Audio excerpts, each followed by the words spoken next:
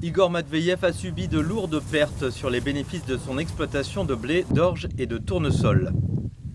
J'ai perdu 70% de mes revenus depuis le début de l'invasion.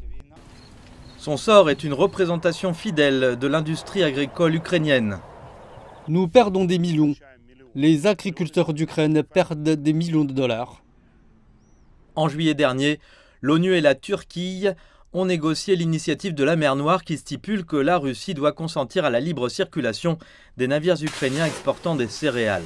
Mais le conflit en cours, les champs minés et bombardés et les cultures dévastées par l'explosion désastreuse du barrage de Kharkovka ont eu un impact sur les exportations. Par ailleurs, le nombre limité de ports spécifiés dans l'accord signifie que le transport terrestre des céréales vers les ports désignés est coûteux.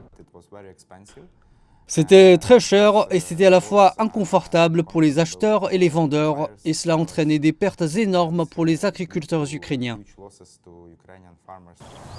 Pour l'entreprise Nibulon, le transport de marchandises via le Danube est une option, mais c'est une solution plus lente et plus coûteuse. L'Ukraine est le premier producteur mondial d'huile de tournesol et l'un des 4 premiers exportateurs mondiaux de céréales. Le non-renouvellement de l'accord de la mer Noire entraînera une hausse des prix des denrées alimentaires au niveau mondial et mettra encore plus en péril des pays au bord de la famine, à savoir le Soudan, l'Afghanistan et la Somalie.